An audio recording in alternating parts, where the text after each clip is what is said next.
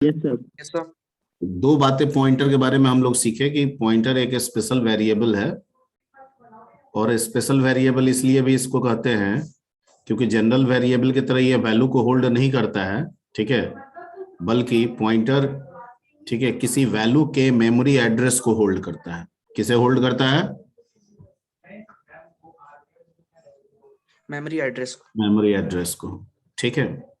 सवाल ये उठता है कि आखिर हम पॉइंटर का यूज क्यों करें, क्यों हम मेमोरी एड्रेस को प्रोग्राम के अंदर स्टोर करें। तो अगर हम प्रोग्राम के अंदर मेमोरी एड्रेस को, किसी वैल्यू के मेमोरी एड्रेस को अगर स्टोर करेंगे तो हम प्रोग्राम के थ्रू उस वैल्यू को डायरेक्ट एक्सेस कर सकते हैं। कैसे कर सकते हैं? डायरेक्ट। जबकि जो हमारा कंसेप्ट वेरिएबल का होता है, ठीक है, वो हमें तो लगता है डायरेक्ट, पर कंपाइलर के द्वारा वो एक इनडायरेक्ट अप्रोच बन जाता है, ठीक है। मतलब हम वेरिएबल नेम देते हैं, वो नेम के लिए एक एड्रेस कॉन्फ़िगर करता है, हम जब जब नाम लिखते हैं वो उस एड्रेस को सर्च करता है, देन आफ्टर उस मेमोरी को एक्सेस करता है, ठीक है। अगर हमारे पास जो कंपाइलर वेरिएबल के लिए, एक नॉर्मल वेरिएबल के लिए जो व्यवस्था बना के रख रहा है, अगर यही व्यवस्था हम अपने प्रोग्राम में कर ले, ठीक है, तो हम मेमोरी को डायरेक्ट एक्सेस कर सकते हैं। And that is the main orientation of pointer, ठीक है, ताकि हम मेमोरी को डायरेक्ट एक्सेस कर सकें, ठीक है। ये इसका फर्स्ट पॉइंट है। सेकंड पॉइंट कि हम मेमोरी को दो तरीके से यूटिलाइजेशन कर सकते हैं, एक कंपाइल टाइम यूटिलाइजेशन, एक रन टाइम यूटिलाइजेशन, ठीक है। Compile time utilization is called a static utilization, whereas run time utilization is called a dynamic utilization, ठीक है। तो अगर मेमोरी को प्रॉपर तरीके से यूज करना है, ओके, प्रॉपर तरीके से यूज करने का मतलब यहां हुआ कि जितना वैल्यू है उतना ही मेमोरी ऑक्युपाई हो, अगर वैल्यू ना है तो मेमोरी ऑक्युपाई ना हो, ठीक है। तो ये तो तभी संभव होगा जब हम, क्योंकि वैल्यू, जो भी वैल्यू आ रहा है वो आएगा आपका रन टाइम पे, तो मेमोरी भी अलॉट, अगर जब तक हम मेमोरी को अलॉट रन टाइम पे नहीं करेंगे, ठीक है, हम इस चीज को नहीं कर सकते हैं। और मेमोरी को रन टाइम पे अलॉट करने के लिए हमें कुछ सी के फंक्शंस यूज करने होंगे, और वो ऐसे फंक्शंस हैं जो रन टाइम पे मेमोरी अलॉट करेंगे और वो उस मेमोरी का एड्रेस रिटर्न करेंगे। तो उस एड्रेस को भी रखने के लिए हमें किसकी जरूरत पड़ेगी? पॉइंटर की जरूरत पड़ेगी। किसकी जरूरत पड़ेगी? पॉइंटर। बीच बीच में बोलते रहिएगा, ठीक है। यस। हाँ, दिक्कत हो तो पूछते रहिएगा, तोता की तरह मत पढ़िएगा। मतलब तोता इन द सेंस कि हम रट रहे हैं, आप चुपचाप सुन रहे हैं, है ना। दिक्कत हो तो बीच बीच में इंटरप्ट करते रहिएगा। तो दो बेसिक फैक्टर आपके दिमाग में होना चाहिए। पहला, मेमोरी को डायरेक्ट एक्सेस करना, प्रोग्राम से मेमोरी को डायरेक्ट एक्सेस करना जहां वैल्यू है, ठीक है, इससे हमारा प्रोग्राम फास्टर होगा। दूसरा, रन टाइम मेमोरी को यूज करना, जो कि आगे आपको सिखाने वाले हैं। क्या करना? रन टाइम मेमोरी को यूज करना, डायनेमिक मेमोरी भी हम लोग कहते हैं, डायनेमिक मेमोरी यूज। ओके, तो पॉइंटर का रिप्रेजेंटेशन कैसे होता है? तो किसी भी वेरिएबल नेम के पहले अगर हम स्टार लगा दें, ठीक है, तो वो वेरिएबल किस तरह का वेरिएबल बन जाता है? पॉइंटर वेरिएबल बन जाता है। ओके, अब पॉइंटर क्या किसी भी तरह का मेमोरी को होल्ड करेगा? नहीं, मैंने क्या कहा? वैल्यू के एड्रेस को रखता है। क्या रखता है? वैल्यू के एड्रेस को रखता है, क्योंकि वैल्यू कहां जा स्टोर होता है? मेमोरी में।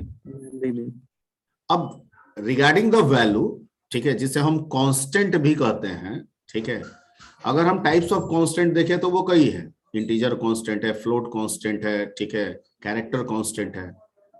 इन कांस्टेंट वैल्यू को रिप्रेजेंट करने के लिए, ठीक है, प्रोग्रामिंग लैंग्वेज आपको एक कंसेप्ट देता है डेटा टाइप का। किसका कंसेप्ट देता है? Data type. जैसे जब आप इंट लेते हैं और इंट से वेरिएबल डिक्लेयर करते हैं, तो आप ये श्योर करते हैं कंपाइलर को कि इसमें हम इंटीजर टाइप का ही एक कांस्टेंट वैल्यू स्टोर करेंगे, अगर दूसरा हो तो तुम एरर दे दो, ठीक है। तो जाहिर बात है कि जो हमारा पॉइंटर वेरिएबल है वो वैल्यू के एड्रेस को रखेगा, मतलब कि इंटीजर के एड्रेस को रखेगा, कैरेक्टर के एड्रेस को रखेगा, फ्लोट के एड्रेस को रखेगा। Yes sir. क्लियर? ओके। अब डाटा टाइप के अनुसार अगर हम इंटीजर, कैरेक्टर और फ्लोट की बात करें तो सबकी जो मेमोरी साइज है वो अलग अलग है। ठीक है, अगर हम इंट डाटा टाइप की बात करें 2 बाइट, कैर की बात करें 1 बाइट, फ्लोट की बात करें 4 bite.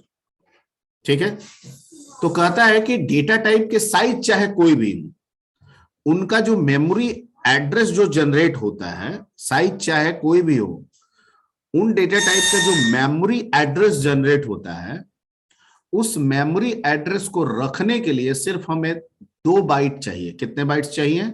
2 byte. Require only 2 bytes.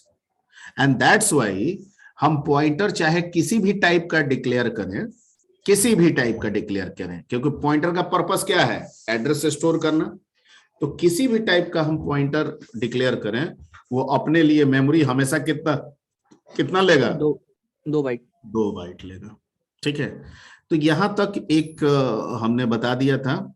ये सारी बातें हैं जो आप पॉइंटर के थ्रू डिस्कस कर सकते हैं। ठीक है, अब एक हम लोग फॉर्मली इसमें एग्जांपल लिए थे कि नहीं? ठीक, जैसे एक समझाने की हम कोशिश यहाँ पे किए थे कि अगर मान लीजिए कि इंट x बराबर 18 है, इंट पॉइंटर p है, किसी भी वेरिएबल के एड्रेस को रिट्रीव करने के लिए हम किस सिंबल का इस्तेमाल करते हैं? एड्रेस किससे रेफर होता है? एम्परसेंड से। Ampersand, very good. ठीक है, एड्रेस किससे रेफर होता है? एम्परसेंड। मान लीजिए कि हमारा एक जनरल वेरिएबल है x, तो x है तो 2 बाइट लिया। ठीक है, कहीं पे इसका वैल्यू स्टोर हो गया, उसका एक सर्टेन एड्रेस है 100। हम एक पॉइंटर p लिए, तो p लिए तो ये भी तो मेमोरी में जगह लेगा। ठीक है, लीजिए कि ये भी 2 बाइट अपना जगह लिया। हम इसको पॉइंटर को क्यों ले रहे हैं? हम इसलिए इस पॉइंटर को ले रहे हैं ताकि हम इस इंट वेरिएबल के एड्रेस को स्टोर कर सकें। ठीक है, ताकि इनडायरेक्ट एक्सेस के बजाय हम यहीं सीधे प्रोग्राम से कहां पहुंचे? मेमोरी में पहुंचे। ठीक है, क्योंकि अगर आप इसके थ्रू पहुंचिएगा तो आपको रजिस्टर से होके जाना होगा। किससे होके जाना होगा? रजिस्टर से होके रजिस्टर से होके जाना होगा। लेकिन पॉइंटर से पहुंचिएगा तो आपको रजिस्टर में जाने की जरूरत नहीं है। तो एक वाया मीडिया को आप बीच से हटा दिए तो आपकी एक्सेसिंग स्पीड क्या हो जाएगी? बढ़ जाएगी। बढ़ जाएगी। ठीक है, ओके ओके। तो हमने ये पॉइंटर लिया और दोनों सेम टाइप का होगा। अगर वैल्यू हमारा इंटीजर टाइप का है तो पॉइंटर कैरेक्टर नहीं हो सकता है। ठीक है, वो भी इंटीजर। हाँ, वो भी इंटीजर होगा। तो ये ध्यान रखना है। अगर हमारा वेरिएबल स्ट्रक्चर टाइप का है तो पॉइंटर भी किस टाइप का होगा? स्ट्रक्चर। हाँ, अगर हमारा वेरिएबल यूनियन टाइप का है तो पॉइंटर भी किस टाइप का होगा? यूनियन। यूनियन टाइप का। ठीक है, तो जैसा टाइप वैसा पॉइंटर, ये ध्यान रखना है हमेशा। तो हमने पॉइंटर लिया, हमारा पर्पस है यहाँ पे पॉइंटर में हम x के एड्रेस को रखें ताकि पॉइंटर के थ्रू हम डायरेक्ट मेमोरी को एक्सेस कर सकते हैं। ठीक है, तो हमने p में x के एड्रेस को डाल दिया। अब है कि हम लोग क्या क्या कर सकते हैं। अब हमारे मेमोरी में तो ये सारी चीज मौजूद है जो प्रोग्राम के थ्रू एक्सेसिबल होगा। तो अगर हम सिंपली मान लीजिए कि सिर्फ हम p देंगे, सिर्फ p, तो मतलब p के अंदर जो स्टोर एड्रेस है वो, तो क्या एड्रेस इसके अंदर स्टोर है? 100। ठीक है, ओके। और अगर हम पॉइंटर p देंगे, एस्टेरिस्क p देंगे, तो इसका मतलब कि p के अंदर जो एड्रेस स्टोर है उस एड्रेस का वैल्यू, p के अंदर जो एड्रेस स्टोर है, ठीक है, उस एड्रेस का क्या वैल्यू? 18। वैल्यू 18। ठीक है, देखिए जब हम सिर्फ p दिए तो सिर्फ उस वो अपने अंदर के एड्रेस को सिर्फ आपको दिया जो स्टोर करके रखा 100 है। और जब आप स्टार p दिए तो उस एड्रेस में जो वैल्यू है उसको पॉइंट कर दिया, दैट इज 18। और अगर हम एम्परसेंट p देंगे तो हम कह रहे हैं p को कि भैया p पॉइंटर, तुम भी तो 2 बाइट मेमोरी लिए हो, तुम अपना एड्रेस बताओ। तो इसका खुद का एड्रेस क्या है? 135। ठीक है, ओके। तो इसी से थोड़ा सा आगे हम लोग बढ़ते हैं और कुछ और चीजें सीखने की कोशिश करते हैं।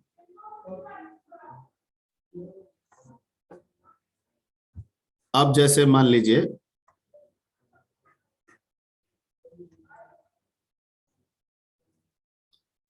सपोज कीजिए कि आप एक प्रोग्राम बना रहे हैं,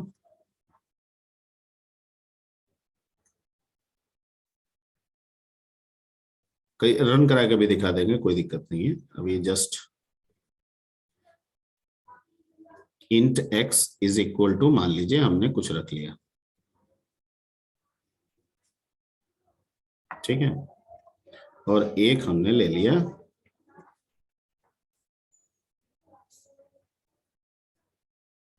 ठीक है, और फिर हमने किया p is equal to address of x, ठीक है।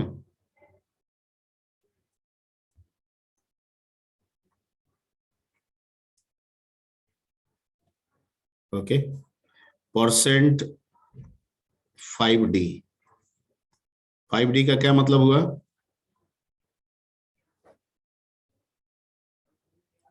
हेलो, 5D का क्या मतलब हुआ? 5 space sir, 5 character space sir. Good, ठीक। हमने कितना टोटल ले लिया? 5 लिया ना जी। कितने डी का इस्तेमाल किया है? स्पेसिफायर का इस्तेमाल किया 5। हमारा पहला पर्पस है नॉर्मल, जैसे हम पहले यूज करते थे, क्या लिख देंगे? x। दूसरा हम चाहते हैं कि x तुम अपना एड्रेस बताओ। तीसरा हम चाहते हैं p, और चौथा हम कह रहे हैं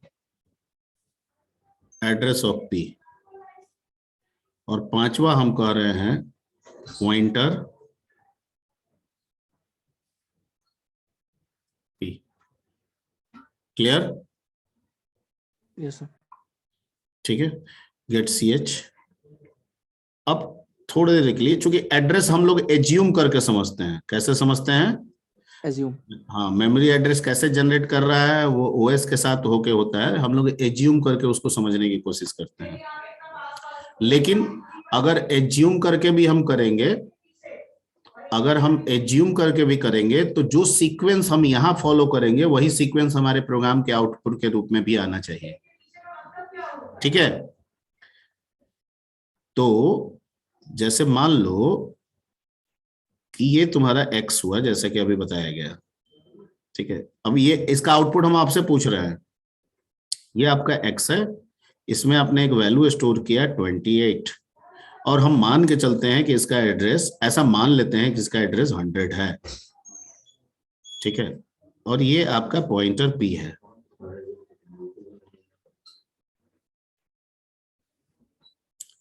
तो इसका भी अपना कुछ एड्रेस होगा, मान लिया कि इसका एड्रेस अपना क्या है? 135। अब हमने इसमें x का एड्रेस स्टोर किया, तो ये क्या होल्ड किया हुआ है? 100, ठीक है। अब हम आपसे पूछ रहे हैं कि ये जो प्रिंट लिखे हैं, जिसमें हम 5 स्पेसिफायर का इस्तेमाल किए हैं फॉर 5 डिफरेंट वेरिएबल के लिए, तो उन वेरिएबल से क्या होगा? आउटपुट हमें क्या मिलेगा? पहला से क्या मिलेगा? 28। 20 सर। आराम से बोलिएगा, ठीक। पहला से 28, एब्सोल्युटली राइट, करेक्ट। दूसरा से 100। 100, एब्सोल्युटली राइट। थर्ड से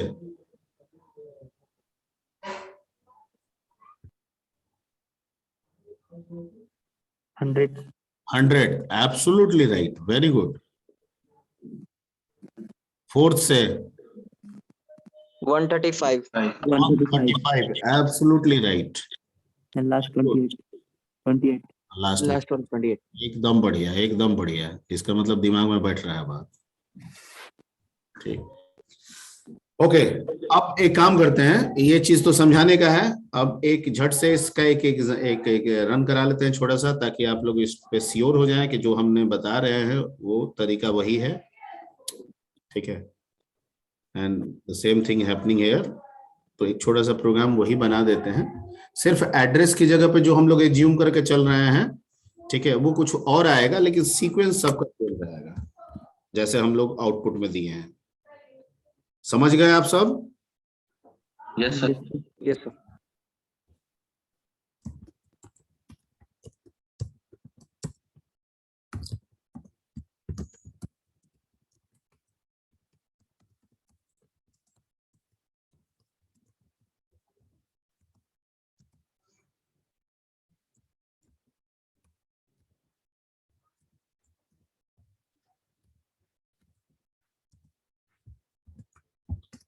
ठीक है, P is equal to ampersand x ले लिए और सेम जैसे प्रिंटअप लिखे हैं वैसे कर देते हैं। Percent 5D, percent 5D, percent 5D, percent 5D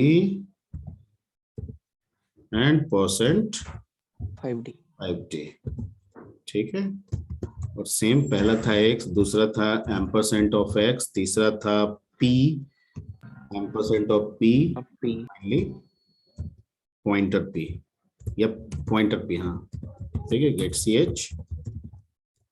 okay, अब इसको हम रन कराते हैं और देखते हैं क्या होता है। हो सकता है कि बहुत लोग को स्क्रीन ना दिखे, तो एक तो बैकस्लैश n लगा दिए। ठीक है, सीक्वेंस पकड़िए, वो एड्रेस क्या जनरेट कर रहा है उस पे नहीं जाइए, जो सर लिखे हम लोग कॉपी पे वैसे हैं। वैसा ही है। ठीक है, तो एड्रेस हम कोई भी एज्यूम करके समझा सकते हैं। ठीक है, एग्जाम में भी आप समझा सकते हैं, जैसे हम आपको समझाए हैं ना वैसे ही आप एग्जामिनेशन में भी समझा सकते हैं, उसमें कोई दिक्कत नहीं है। Point clear? Yes sir. Yes, sir. Yes, sir. Okay okay okay.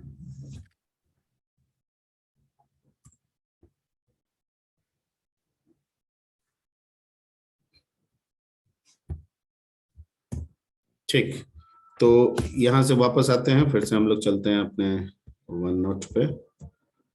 Okay, ये तो हुआ एक पॉइंटर के बारे में।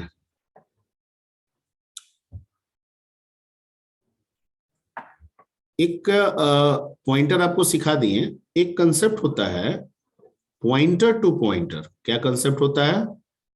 Pointer to pointer. हाँ, somewhere it is called a double pointer, triple pointer, but we can say here pointer of pointer, pointer of pointer या pointer to pointer, something like that.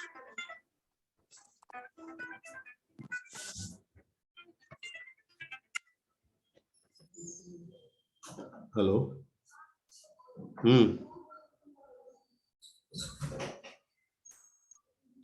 तो पैरासीटामोल दे दो। ना,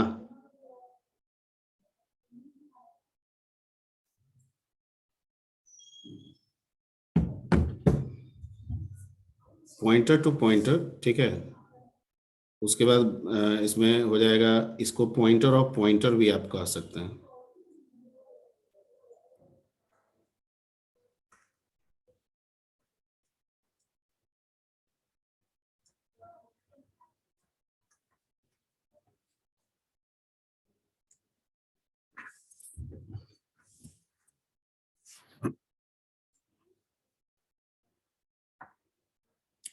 ठीक है, इसका मतलब ये हुआ कि अगर एक सिंपल वेरिएबल का एड्रेस, अगर एक पॉइंटर रखता है, एक सिंपल वेरिएबल का एड्रेस पॉइंटर रखता है, ठीक है, तो पॉइंटर भी तो एक मेमोरी है और उसका भी तो एड्रेस है।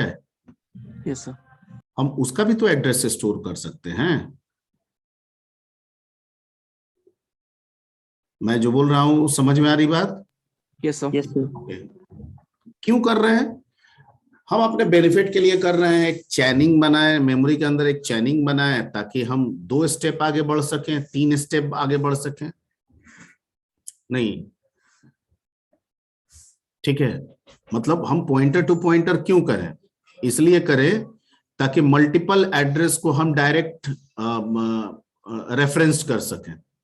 यानी एक बार करें और वो अपने आप एक एड्रेस से दूसरा, दूसरे से तीसरा करते हुए वैल्यू को रिट्रीव कर ले ऑटोमेटिकली। इससे हमारा वैल्यू जो है वो डायरेक्ट एक्सेस हो जाएगा और साथ साथ लॉजिकल जो सहूलियत है वो भी हमको मिल जाएगा। इसलिए हम पॉइंटर टू पॉइंटर का इस्तेमाल करेंगे या करते हैं।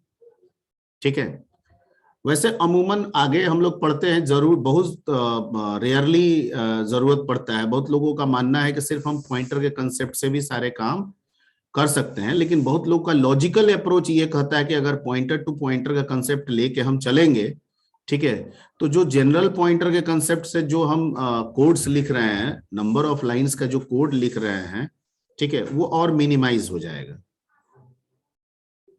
क्या हो जाएगा? मिनिमाइज हो जाएगा। तो जहां जरूरत होगा वहां हम पॉइंटर टू पॉइंटर का यूज करेंगे, नहीं तो हम सिंपल पॉइंटर से भी आगे बढ़ सकते हैं। ठीक, तो एक वेरिएबल का एड्रेस एक पॉइंटर रखेगा। एक नॉर्मल वेरिएबल का एड्रेस कौन रखेगा? एक पॉइंटर Pointer. रखेगा। पॉइंटर वो होता है जिसमें एक स्टार लगा रहता है। कितने स्टार? एक स्टार। एक स्टार।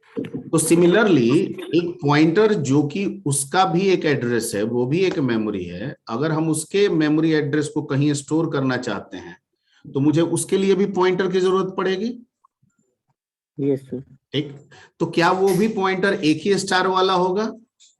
नहीं sir, double star. Double star वाला होगा।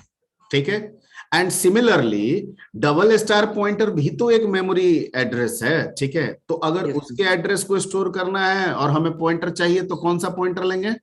ट्रिपल हो स्टार। जाएगा सर, ट्रिपल स्टार। और ये सिलसिला यूं ही चलता रहेगा। रहेगा जितनी जरूरत है। ठीक है, तो पॉइंटर टू पॉइंटर का मतलब ये होता है using this concept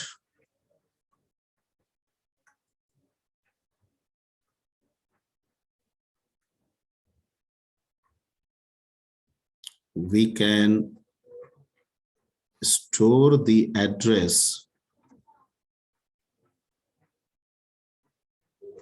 of a pointer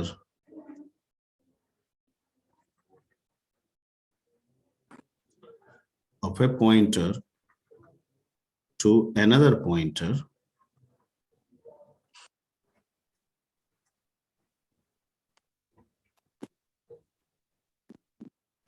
ठीक है, दैट इज, समझने के लिए हमने यहाँ पे लिख दिया क्या? Double double pointer. ठीक है, और डबल पॉइंटर का मतलब क्या हो गया? 2 स्टार, है ना? Yes sir. ठीक है, and so on. And so on का मतलब क्या हो गया? अब इसी तरह से आगे जो आपको जरूरत पड़ेगा चलता बताते रहेगा। जाइए। ठीक है,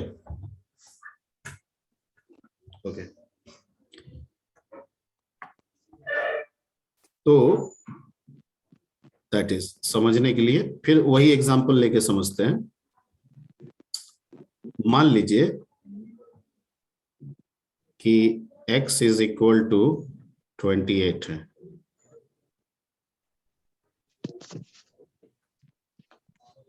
int x is equal to 28 है, और इंट एक पॉइंटर p ले लेते हैं। ठीक है, हम एक साथ भी ले सकते हैं, लेकिन हम अलग अलग लाइन में बाइफरकेट करके लिख रहे हैं, है ना? सब एक साथ भी ले सकते हैं। और एक डबल पॉइंटर, इस तीनों लाइन को हम एक लाइन में भी लिख सकते हैं, लाइक दैट। ठीक है, आपको हर चीज समझ में आता रहे इसलिए हम ऐसा कर रहे हैं। आप ऐसे भी कर सकते हैं। क्लियर? Yes sir. ठीक है, तो हम कर क्या रहे हैं यहाँ पे? हम P जो लिए है तो पॉइंटर है, सिंगल पॉइंटर है, तो उसमें तो हम एड्रेस डालेंगे किसका?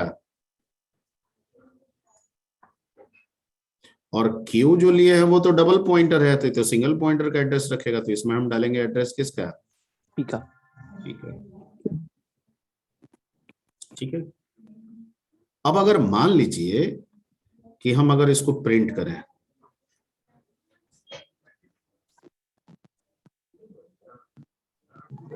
ठीक है, percent D, percent D, percent D, percent D, 5 तो पहले था, 5D हटा दिया, अब डी कर देते हैं। 5 था, percent D and percent D, 3 और बढ़ा दिए। 3 और बढ़ा दिए तो एक और भी जरूरत पड़ सकता है, यहाँ पे गैप रखते हैं अभी, कोमा।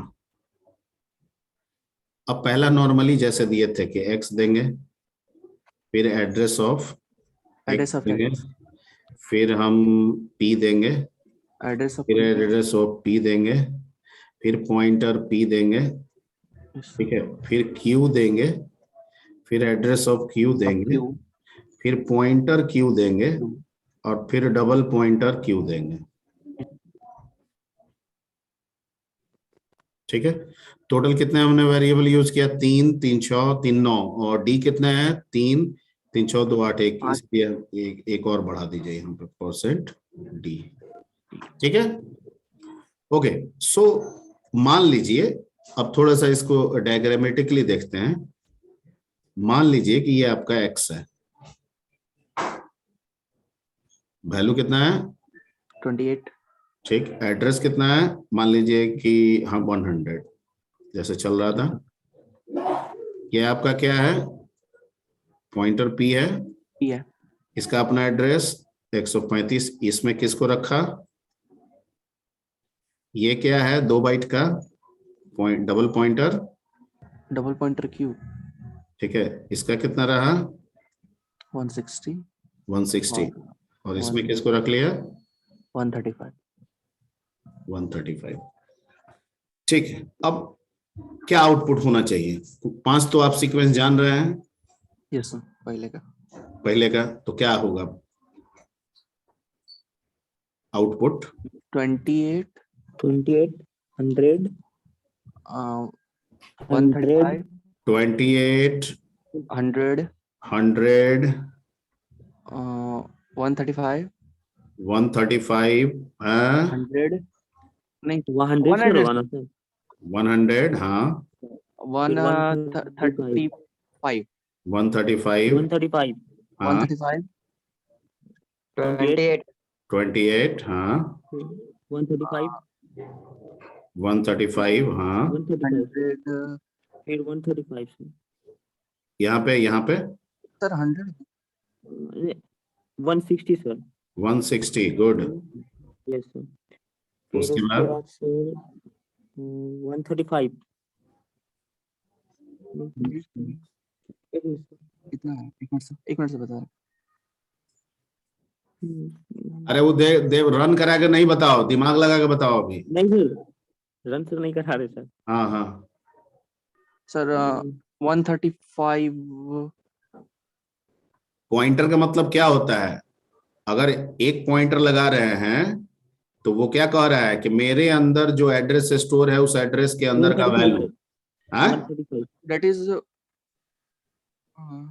ये क्या कह रहा है कि क्यों कह रहा है कि मेरे अंदर जो एड्रेस जो स्टोर है value है सर 135 है उसके अंदर का value, and that is 100 100 sir. और डबल पॉइंटर क्या कह रहा है कि मेरे 135 अंदर जो है उसके 135 अंदर के वैल्यू उसको भी पॉइंट कीजिए और उसके अंदर का वैल्यू दैट इज 28 तो क्या हम डबल पॉइंटर से डायरेक्ट एक्सेस नहीं कर गए हैं? Yes sir yes sir. ठीक है, तो ऐसी अगर हमको लॉजिकल व्यवस्था बनानी है कि हम रहे यहाँ पे, यहाँ से जब भी जाना चाहें यहाँ पे बिना पी के गए हुए तो भी हम काम कर सकते हैं, लेकिन उसके लिए हमें डबल पॉइंटर का इस्तेमाल करना। ठीक है,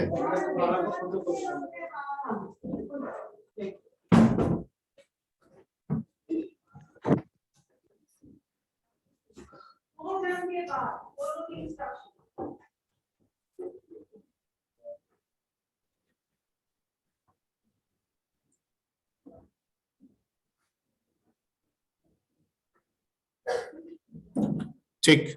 तो इसको भी एक रन करा लिया जाए, यस सर इस कंसेप्ट को इसमें डाल दिया जाए।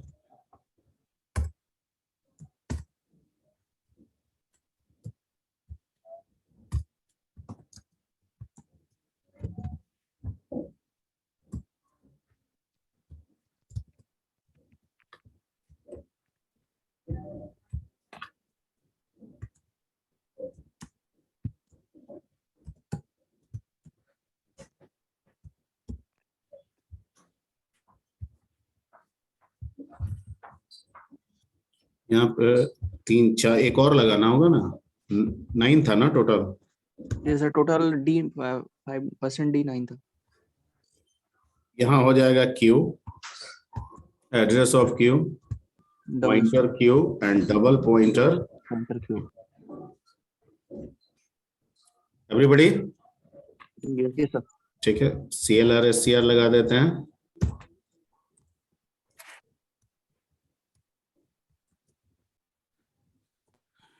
सही है, Yes sir।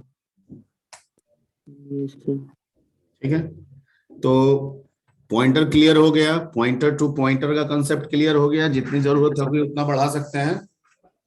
ठीक है, Yes. ये कंसेप्ट है, कितना बढ़ाना है नहीं बढ़ाना है ये डिपेंड करेगा हमारी लॉजिकल जरूरत पे।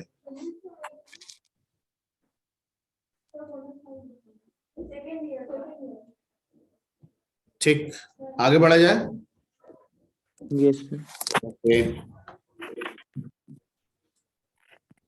कितने बजे से स्टार्ट होगा वर्कशॉप?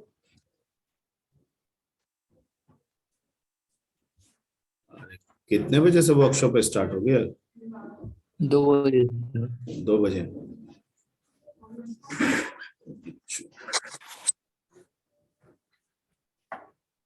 तो 4-5 मिनट इधर उधर चलेगा। Yes, sir.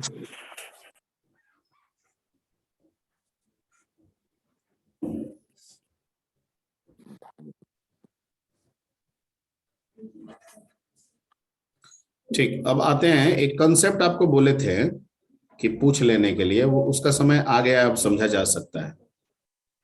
That is called array as, क्या बताए थे? पॉइंटर। बोले भी थे। Yes, sir.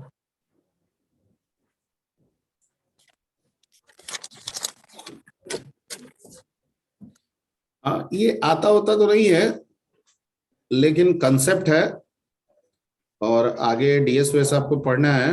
ठीक है, तो उस सब में कोई कंसेप्चुअल दिक्कत ना हो, इसलिए ये जानना जरूरी है। ठीक है, मतलब हम क्या कह रहे हैं कि जो हम एरे यूज करते हैं वो क्या है, पॉइंटर है या पॉइंटर जैसा है। Pointer जैसा है। ठीक है, लेकिन इसमें एक वर्ड लगाए हुए हैं, क्या? कांस्टेंट। Pointer. ठीक है, अच्छा मान लीजिए कि कोई पॉइंटर, एक पॉइंटर है P और इसमें एड्रेस है 135 और ये इंटीजर टाइप का है, और मान लीजिए कि हम P++ करेंगे तो क्या इसका एड्रेस इंक्रीज होगा? बदलेगा नहीं ना? नहीं बदलेगा सर। नहीं बदलेगा। No sir. नहीं बदलेगा। इसको बोलते हैं अर्थमेटिक ऑफ पॉइंटर्स, यानी पॉइंटर अपने एड्रेस को बदल सकता है। हम इसकी बात अभी नहीं कर रहे हैं, हम अभी इसकी बात कर रहे हैं। तो जो हम पॉइंटर लिए हैं उसमें जो एड्रेस है ये एक वेरिएबल पॉइंटर है। क्या है? Variable pointer. तो जैसे हम P++ करेंगे, इसमें से 135 हट के ये कितना हो जाएगा? 136। 136, लेकिन ये एक्चुअली में हो जाएगा 137। क्यों? क्योंकि सर डबल प्लस लगा है। एक प्लस का मतलब एक ब्लॉक आगे बढ़ना, और ब्लॉक किस टाइप का है? इंटीजर है।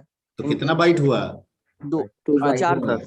तो 2 बाइट आगे निकलेगा, बाइट तो आगे। उसको एड्रेस जो मिलेगा वो 137 ना मिलेगा। Yes, sir.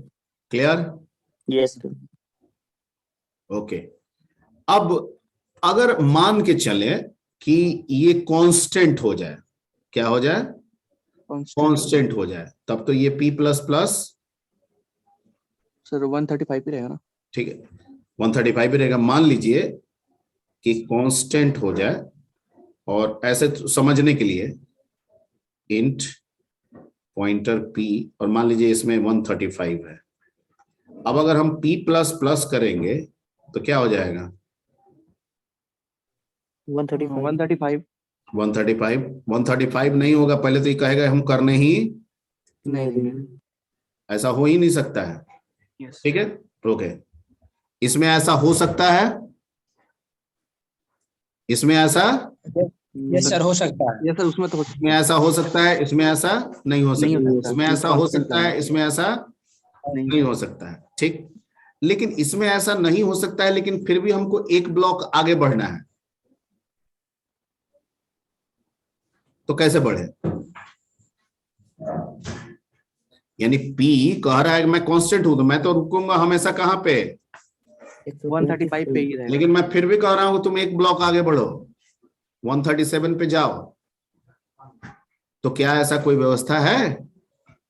Sir addition perform कर देंगे। अरे एडिशन परफॉर्म कर देंगे, कैसे?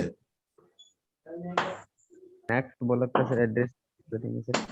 फिर तो बढ़ाइएगा तो फिर तो वेरिएबल हो जाएगा ना, दिक्कत होने लगेगा, ऊपर वाला कंसेप्ट आ जाएगा। अच्छा कोई दिक्कत नहीं है, ठीक है। चलिए नॉर्मली आते हैं, एक वेरिएबल ले लेते हैं। मान लीजिए कि आपका जेड नाम का एक वैल्यू है जिसमें 10 है, ठीक है। और जेड को बिना चेंज किए हुए जेड में 2 ऐड कर देना है हमको, तो कैसे लिखेंगे? जेड को बिना चेंज किए हुए जेड में वैल्यू 2 को इंक्रीज कर देना है। Z+2 हाँ, sir, Z+2 Z+2, Z+2, absolutely right. यानी अगर हम प्रिंट को देंगे Z+2 तो Z तो 10 ही है और रखेगा भी 10 ही, लेकिन इसमें यहाँ पे अपने से क्या ऐड कर दिया उसने? 2 2 ऐड कर दिया, फाइनल रिजल्ट जो बफर में बना वो 12 बना, उसको वो प्रिंट कर दिया, लेकिन Z जैसे था वैसे ही ठीक। तो अगर जब ये चीज आप समझ गए और इसी को एक ब्लॉक आगे बढ़ाना है, तो अगर हम P+1 लिख दें तो क्या ये एक ब्लॉक आगे नहीं बढ़ जाएगा? यस सर, 135 एक ब्लॉक आगे वो वैसा ही रह जाएगा, Yes, वो तो वैसा ही रह जाएगा। हम कह रहे हैं कि तुम उसमें +1 करके एक आगे बढ़ जाओ, +2 करके 2 आगे बढ़ जाओ, +3 करके 3 आगे बढ़ जाओ। आ रही बात समझ में? yes, sir. Yes. सर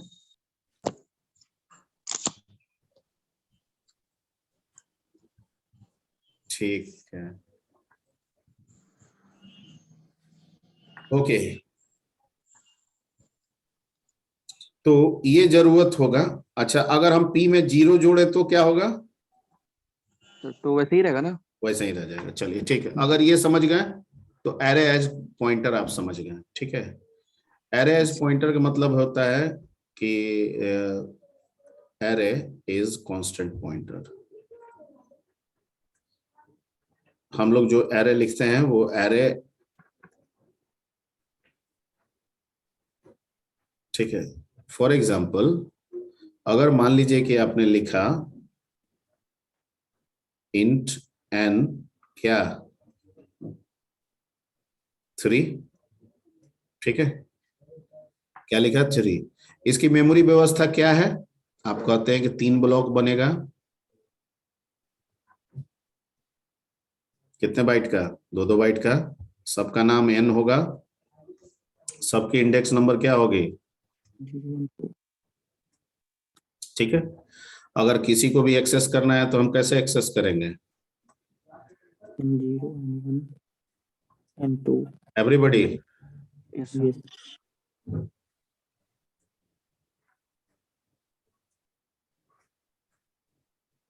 ठीक है, ओके।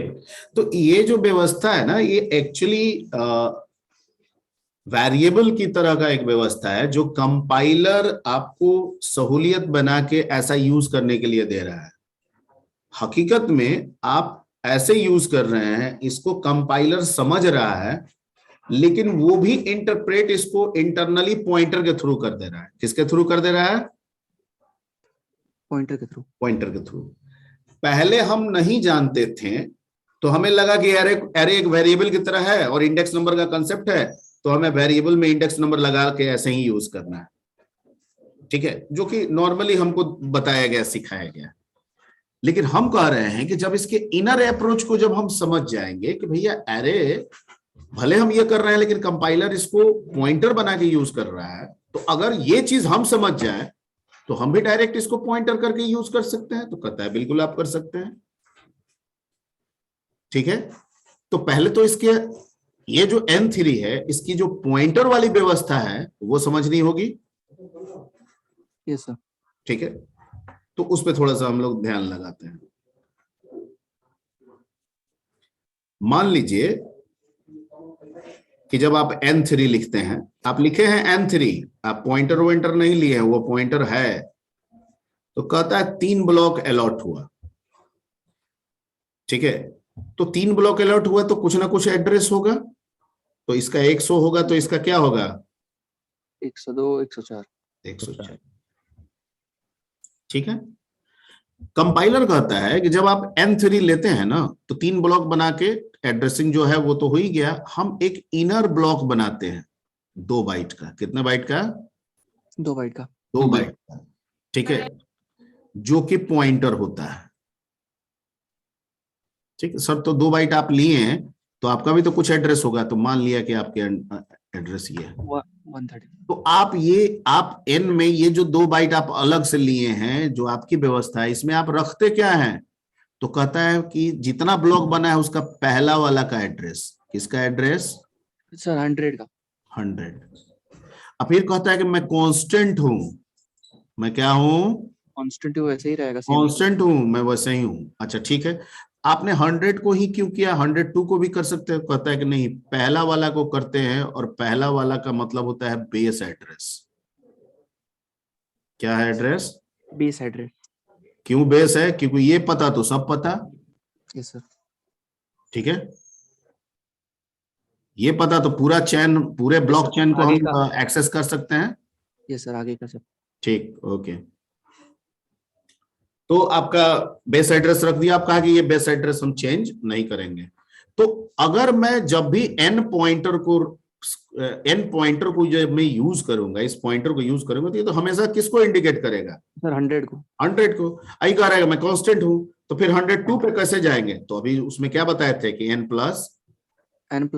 कर देंगे। 1 कर देंगे तो इसके पास चले जाएंगे, n+2 Yes, कर देंगे तो इसके पास 104 के पास चले जाए। Point clear? Yes, sir. यानी अगर मैंने लिखा